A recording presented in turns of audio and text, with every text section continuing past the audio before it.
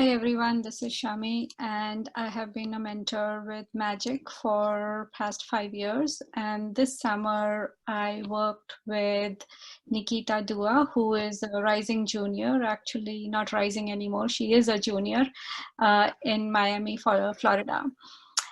Nikita is smart and outgoing with a passion to try anything and everything new.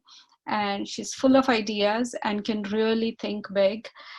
She has worked with a little bit with Java before, more from the backend perspective. So this summer we decided to work more on the creative side and work on a website. So I now present Nikita to tell you more about her website. Hi, I'm Nikita, and this is my mentor, Shami. You can see in the picture or like on the Zoom screen. And she's from the Bay Area, which is really cool to me. As some of you may know, I talked about it in the mentees meeting, that I have a really like strange fascination with the Bay Area food, especially In-N-Out. Very, very appreciative of it. Shami spends her time in the Bay Area working in the computer science field as a field project manager on technical projects. She has 2 daughters and spends her free time learning Spanish, which is really funny actually, because we both learned Spanish before our Zooms. I'm learning it for school because I have school sometimes before the Zooms, and she's learning it through Rosetta Stone. And we once had a really sad attempt at practicing together. I had a really fun time working with her this summer, and our meetings were just super fun and casual. Okay, next slide. Okay, so before I jump just like cold turkey into my project, I want to introduce some context. As you guys already know, as Shami said, I'm from Florida, and right now, Florida is a hot mess with the coronavirus. From personal experience, I can genuinely say that the problem is in the lack of education. Kids just don't know any better and are ignorant to the severity of COVID. Most news sites and even the CDC just don't appeal to the younger consumer with their boring color schemes and wordy designs. My project is a website to target this unreached demographic of educating kids in Florida on the coronavirus. And as you can see on the screen below, that's a screenshot of my homepage. And I basically decided to pick some really iconic characters to like encourage kids to wear a mask. Cause like, it really doesn't help if I just see like an old man walking down the street in a mask. Like it relates to me more personally if it's like SpongeBob in a mask or like Patrick. Okay. So on a more complex viewpoint, my website has 4 major pages, and you can see this in the navigation bar below. The little blue circle is the logo, and when you click that, it goes to the homepage. And as you saw before, the homepage basically just introduces younger viewers to what Corona is. The infection check is an online quiz which determines how likely one is to be infected by COVID on a point system. This will hopefully help effectively illustrate that Corona is just not a myth, which is what some of my classmates have been saying. And the 3rd page is the virtual playroom, which is just an interactive place for users to find games and connect with friends during quarantine. And the last page, the resources page, is what the name says: a compilation of testing center locations, reopening dates, and safety tips. Okay, so I decided to make Coronication through a website medium, not like an app or some other type of thing, because the web development process, like prior to this, was really built up in my head as this unattainable mountain. And in school, I've taken a couple computer science classes, but we only attack like really artificial problems. Like a lot like the classic, oh, if Marcus had 57 watermelons but took 3 away, how many would be left? Like when would one be counting watermelons in a grocery store? It just doesn't make sense on a real scale. So I thought it would be really cool and different to branch out and apply computer science to a more tangible problem with the website. So this is what I've learned. And although the slide below, it shows numerous qualitative tick marks, like learning 3 languages, this program has really just taught me that learning doesn't have a past tense. Like, and by no means am I fluent in any of these 3 languages, by no means did it give me the ability to suddenly start coding like epic websites. No. Shami taught me how to organize myself and how to learn. Oh, and if you were curious, the picture, it just shows an early design of my website, and it is so off base right now, but I find it really interesting to look at how the progress has progressed from day one.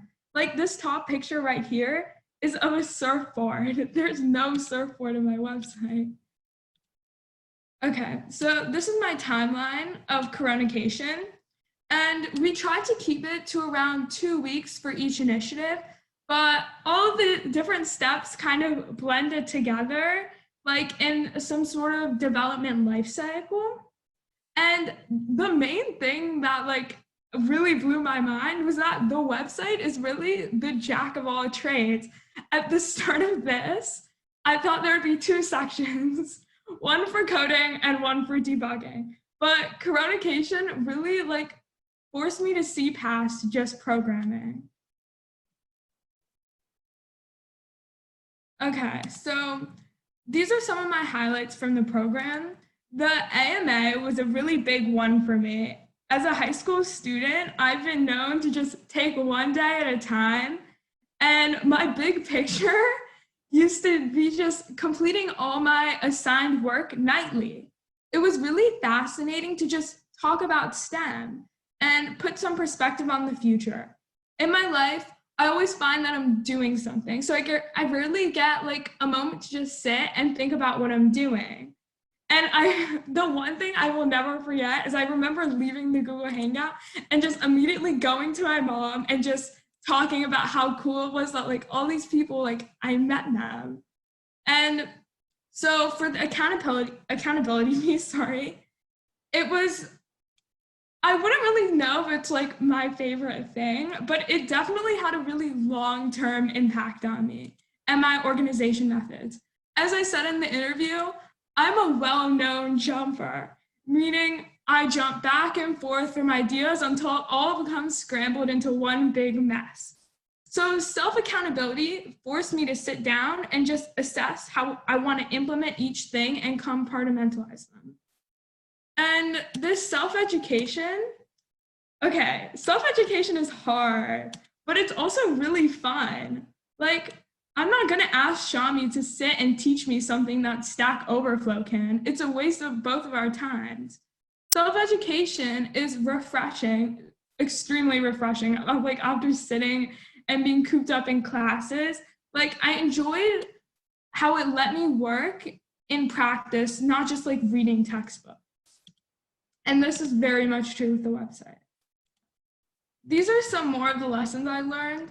So most of these like iterative process and best practices, they just changed the way I code, especially considering I was coding using Sublime and my school blocked the inspect key. So I really wasn't able to debug, and it taught me how to like sit and just analyze and work on one part, then move on. And the importance of flexibility, so I'm not just stuck on one thing over and over and over again.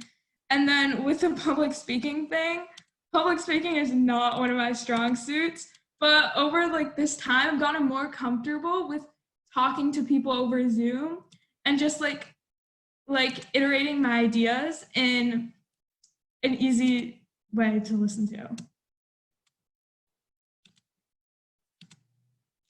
So some challenges. I said I lived in Florida like a lot of times, but the time zones issue was really new for me, and it definitely forced my hand in terms of my organization skills.